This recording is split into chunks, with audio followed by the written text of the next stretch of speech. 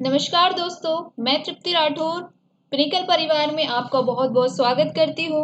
Friends, हम MP police preparation के लिए स्पेशल जीके की सीरीज लाए हैं, जिसमें आज पहला सेशन है, जिसमें आप अगर पुलिस बनना चाहते हैं तो पिनिकल के साथ जुड़े रहें और एमपी पुलिस के स्पेशल जीके की सीरीज को एंजॉय करें और संकल्प लीजिए जो गलती आपसे कल हुई है उसे आप आज नहीं दोहराएंगे। और इसी थॉट को आगे बढ़ाते हुए देखेंगे आज का पहला क्वेश्चन।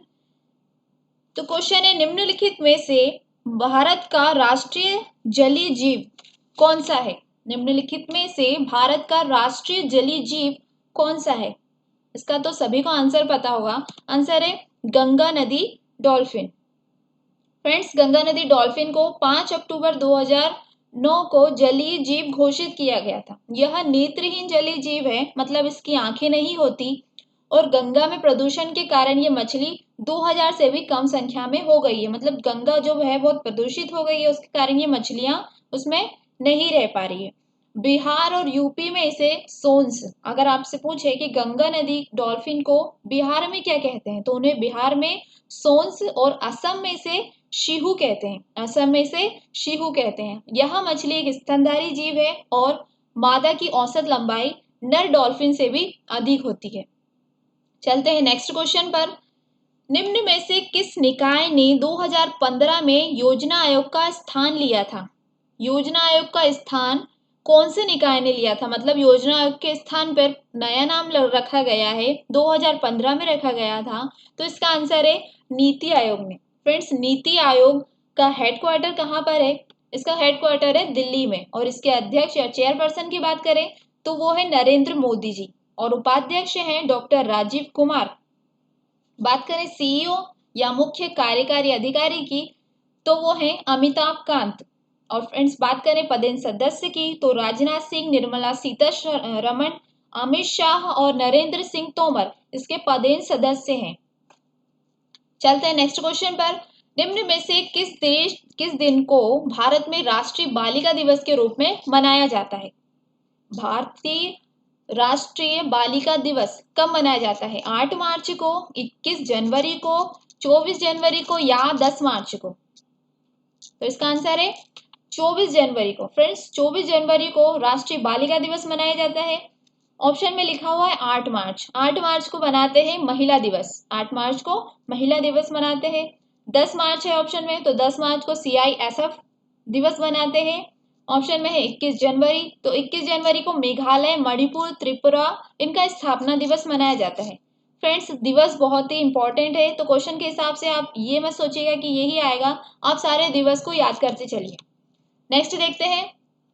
नेक्स्ट, किस विधेयक या बिल को मात्र लोकसभा में प्रस्तुत किया जा सकता है? विधेयक जो है उसको लोकसभा और राज्यसभा में प्रस्तुत किया जा सकता है, लेकिन इनमें से कौन सा एक विधेयक है जिसको केवल लोकसभा में प्रस्तुत किया जा सकता है? तो इसका आंसर है धन विधेयक। फ्रेंड्स, धन विधेयक की बात है तो यह अनुच्छेद 110 में इसकी परिभाषा दी गई थी, और राज्यसभा में इसे पेश नहीं करते, इसे लोकसभा में रखने से पहले राष्ट्रपति से अनुमति लेनी पड़ती है। नेक्स्ट देखते हैं। नेक्स्ट है, महाजनपद युग में उज्जैन इसकी राजधानी थी। इसमें से ये बताना है कि उज्जैन किसकी राजधानी थी महाजनपद के युग में? तो उज्जैन इसकी अवंती की राजधानी थी। नेक्स्ट देखते हैं। नेक्स्ट है, अमरकंटक कौन से जिले में स्थित है? फ्रेंड्स, ये तो सभी को पता होगा। अमरकंटक जहां से नर्मदा नदी निकलती है, कौन से जिले के अंतर्गत आता है? यह अनूपपुर जिले के अंतर्गत आता है, और इस क्वेश्चन को हम सीरीज में भी डिस्कस कर चुके हैं। नेक्स्ट देखते हैं। नेक्स्ट है, आबादी के हिसाब से भारत का सबसे बड़ा राज्य कौन सा है? आबादी के हिसाब से भारत का सबसे बड़ा राज्य कौन सा है?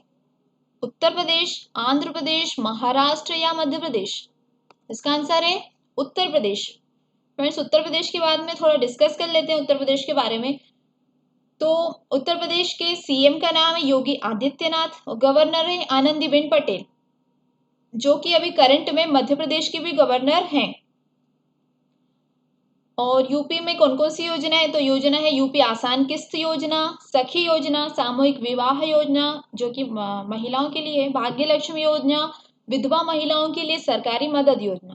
अब ऑप्शन में आंध्र प्रदेश है तो आंध्र प्रदेश के बारे में देखते हैं। उनके सीएम है जगन मोहन रेड्डी, गवर्नर का नाम है विश्वभूषण हरिचंदन। विश्वभूषण हरिचंदन वहां की गवर्नर है आंध्र प्रदेश के, और सीएम है जगन मोहन रेड्डी। महाराष्ट्र है ऑप्शन में, तो महाराष्ट्र के सीएम है उद्धव ठाकरे और वहां के गवर्नर है भगत सिंह कोश्यारी।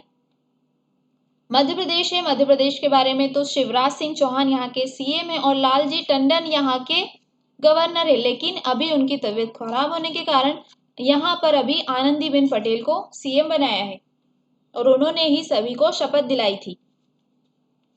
नेक्स्ट देखते हैं।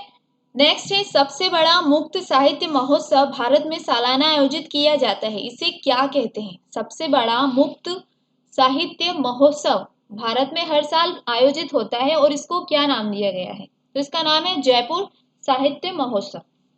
फ्रेंड्स, जयपुर के दिग्गी हाउस में यह आयोजन होता है और इस साल यह 23 जनवरी से 27 जनवरी तक चला। इस बार यह 12वां साल पूरा कर चुका है, मतलब यह 12वां सत्र था। और महोत्सव के सह संस्थापक अगर पूछे तो हम बताएंगे कि विलियम डेलरिम्पल या इसके सह संस्थापक हैं। चलते हैं नेक्स्ट क्वेश्चन पे। नर्मदा के समांतर बहने वाली नदी है। नर्मदा के समांतर यानी कि नर्मदा कौन सी दिशा में बहती है? नर्मदा पश्चिम दिशा में बहती है, तो उसके समांतर बहने वाली नदी कौन सी है? तो इसका आंसर है ताप्ती नदी। नर्मदा ताप्ती नदी के समांतर भी बहती है। नेक्स्ट देखते हैं। बिहू त्योहार मुख्यतः यहाँ पर मनाया जाता है। ऑप्शन के हिसाब से बताना है कि बिहू त्योहार कहाँ पर मनाते हैं। तो बिहू सभी को पता होगा, बिहू असम में मनाते हैं। तो बिहू क्यों मनाते हैं? तो यह नए साल की शुरुआत में मनाते हैं। अभी करंट की बात करें तो यह 16 जनवरी को मनाया गया था। इस दिन असम के लोग प्रकृति और भगवान को फसलों की अच्छी पैदावार के लिए शुक्रिया करते हैं और खेतों पर पक चुकी फसल की कटाई करते हैं और बिहू नृत्य भी करते हैं। बिहू नृत्य की बात करें तो यह भी असम का है। नेक्स्ट क्वेश्चन देखते हैं। जिम कॉर्बेट राष्ट्रीय उद्यान किस राज्य में स्थित है? जिम कॉर्बेट जिसका पुराना नाम हेली नेशनल पार्क है, कहां पर है? तो यह है उत्तराखंड में। फिर भारत का सबसे पुराना राष्ट्रीय उद्यान है और इसकी स्थापना 1936 में हुई थी। उत्तराखंड के नैनीताल में यह स्थापित है।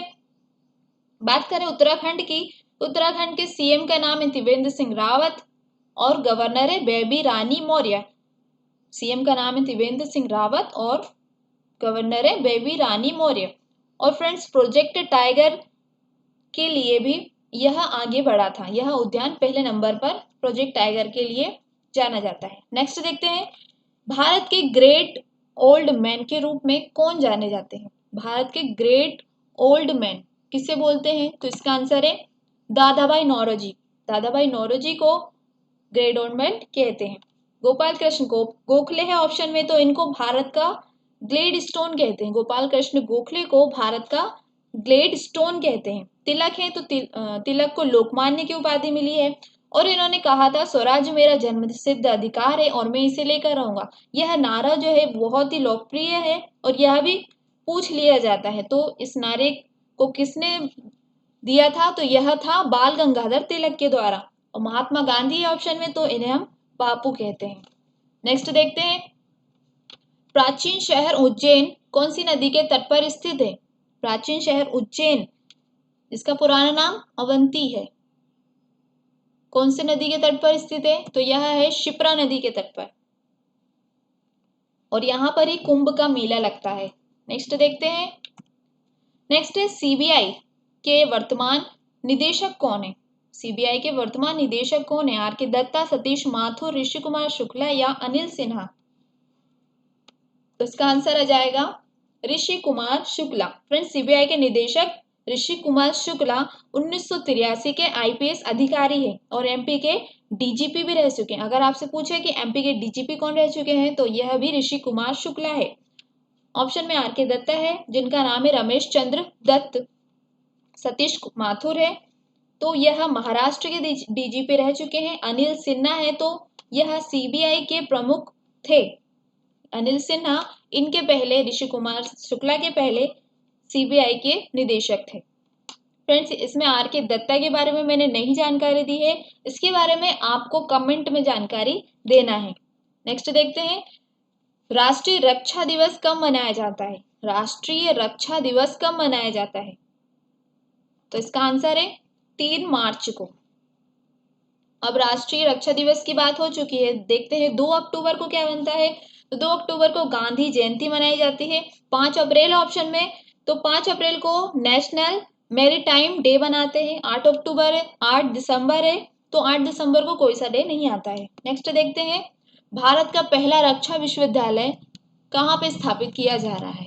भारत का पहला रक्षा विश्वविद्यालय कहाँ पर स्थापित किया गया है? यह क्वेश्चन पुराना है, लिया गया है, तो उसके हिसाब से किया जा रहा है, लेकिन अब ये हो चुका है। तो यह है आंसर हरियाणा। फ्रेंड्स हरियाणा के गुरुग्राम में यह विश्वविद्यालय स्थापित है। यह सैन्य अध्ययन में प्रशिक्षण और शोध के लिए अपनी तरह का पहला संस्थान है। मतलब यहाँ पर सैन्य अध्ययन और प्रशिक्षण होगा। और इसकी आधारशिला की बात करें तो जब यहाँ इनकी आधारशिला रखी गई थी यानी 2013 में, तो तब पीएम कौन थे? मनमोहन सिंह, और इन्होंने ही इसकी आधारशिला रखी थी हरियाणा के गुरुग्राम में। नेक्स्ट देखते हैं, मध्य प्रदेश में जिलों की संख्या कितनी है? मध्य प्रदेश में कुल कितने जिले हैं? तो इसका आंसर है 52 जिले। मध्य प्रदेश में 52 जिले हैं। नेक्स्ट देखते हैं, केंद्रीय फिल्म प्रमाणन बोर्ड सीबीएफसी के अध्यक्ष कौन है? आशा पारेख, प्रसून जोशी, प्रहलाद निहलानी या अनुपम खेर? इसका आंसर है प्रसून जोशी।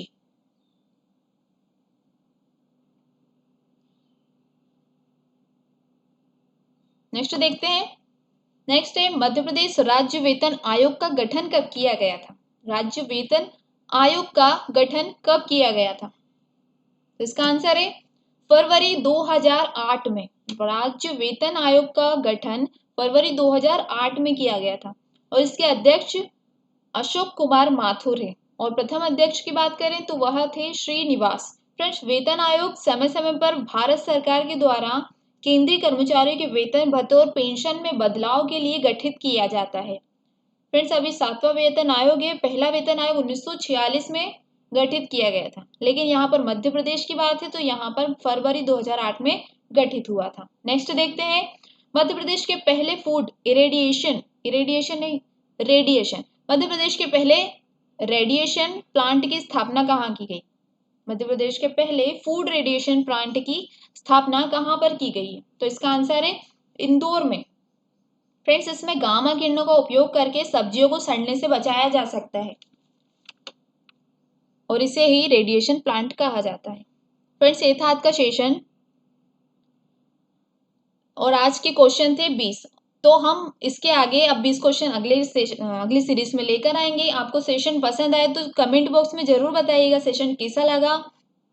अगर कोई सजेशन हो तो उसे भी कमेंट जरूर करिएगा। अच्छा लगे तो लाइक करें, शेयर करें ताकि सभी को यह इन्फॉर्मेशन मिल सके। मिलते हैं अगले सेशन में, तब तक के लिए गुड बाय, टेक केयर, अपना और अपनों का ध्यान रखें। धन्यवाद।